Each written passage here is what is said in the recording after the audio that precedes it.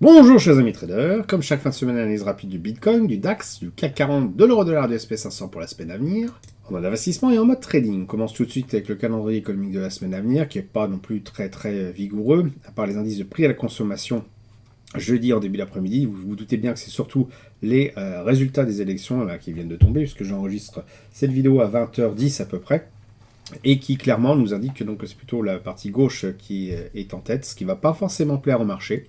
Donc on va voir tout de suite l'impact que ça va avoir sur les différents titres. On va voir déjà, avant de s'attaquer à ça, pour respecter l'ordre que je suis d'habitude, le Bitcoin exprimé en euros. Bon alors le Bitcoin nous a cassé le bas du rectangle. Bon après le bas n'était pas non plus très bien dessiné, puisqu'on voit que le support était plutôt sur ce niveau-là, qu'on avait déjà touché. Là on l'a touché, on a rebondi dessus, mais il a l'air quand même d'être fragilisé, le support, ce qui laisserait à penser que finalement, le scénario qu'on avait envisagé est peut-être caduque. C'est-à-dire que a priori, on serait parti pour casser vers le bas, et auquel cas, tout le scénario haussier que j'avais moi-même envisagé, et qui consistait à dire j'achète à chaque fois que je suis sur un point bas de ce range-là, dans l'optique de sortir par le haut, peut-être que ce point-là va être caduque. Alors je dis encore peut-être parce que c'est trop tôt, on n'est pas complètement sorti encore, c'est trop tôt pour se dire que c'est la fin du monde. Ça peut être également un point d'entrée si on est toujours dans cette expectative de penser que le Bitcoin va remonter à la hausse. Quoi qu'il en soit, moi, d'un point de vue analyse technique pure, je considère que c'est tout à fait possible, même si là, cette configuration-là donne à penser qu'il y a quand même une belle faiblesse sur le Bitcoin. Auquel cas, ce que j'avais dit, lorsqu'on prend une position ici, l'avantage c'est qu'on a un stop loss qui sera relativement proche. Donc comme on voit qu'il y a un creux de volume par prix, c'est pas très visible sur ce graphique-là, mais je le vois moi sur un graphique à côté. On se doute que voilà, si on passe ce creux de volume par prix, qu'on le casse, on ressortira de position avec une perte relativement faible. Et puis si vraiment vous êtes un peu tête brûlée, vous pouvez très bien entrer en position dès maintenant, en considérant que le prix va repartir vers le haut et continuer après d'exploser.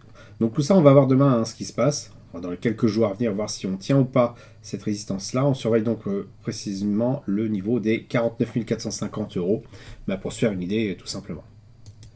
Concernant le DAX, qui reste de toute façon relativement lié à l'euro-dollar CAC 40, on peut s'attendre demain à ce qu'il corrige et qui réintègre, en tout cas, qui se redirige vers le point consensuel correspondant aux alentours des 18 275 euros.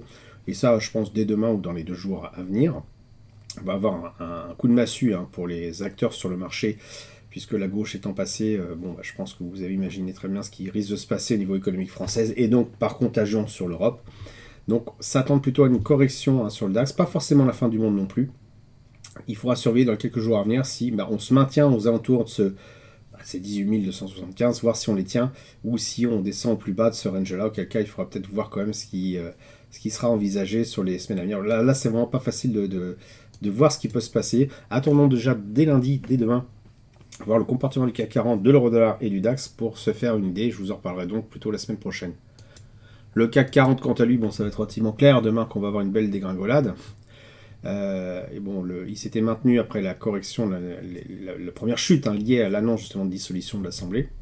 Il y avait un espèce de statu quo qui, je pense, rassurait les marchés, que ce soit un programme du Rassemblement National, voire au pire, si je puis dire, sans idée politique derrière, mais voire au pire sur la partie extrême centre, Macronie. Bon là, avec la gauche, je pense que ça va faire peur au marché et on va avoir certainement une chute du CAC 40. Probablement assez brutal, il faut quand même l'avouer. Je rappelle aussi qu'il y a pas mal de crédits défaut swap qui sont en ce moment en pleine augmentation tout simplement sur la faillite potentielle de la France. Je vous fais voir le graphique tout de suite. Voilà, donc je pense que c'est assez clair qu'on comprend tout de suite que les marchés sont en train de tout simplement de parier contre la France.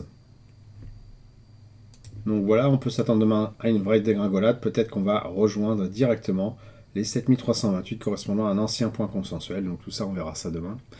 L'euro-dollar, quant à lui, va certainement faire la même chose, va corriger. Ce qui est une belle hausse. La semaine dernière, c'était quand même assez impressionnant. Une hausse conséquente de l'euro-dollar sur l'ensemble de la semaine, avec une belle bougie verte qu'on voit en weekly.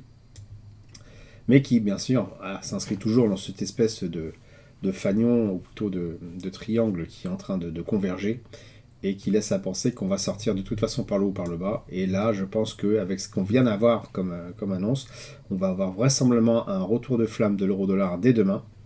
On pourra même voir ça dans peut-être 2-3 heures à l'ouverture des marchés. Je pense que ça va assez baisser assez fort.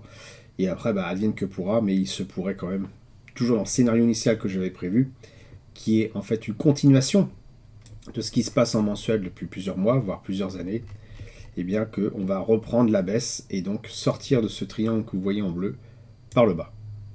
Le SP500, enfin, quant à lui, pète le feu puisqu'il vient à nouveau de créer un nouvel ATH, un nouveau plus haut historique et qui continue dans sa lancée. Donc toujours bien orienté sur le SP500 et donc le mieux qu'on ait à faire c'est d'accompagner le mouvement. Voilà, j'espère que vous avez apprécié cette vidéo. Si c'est le cas, merci de laisser un pouce pour m'encourager à continuer. Abonnez-vous à la chaîne YouTube pour ne rater aucune nouvelle publication. Je vous dis merci et à bientôt sur le blog.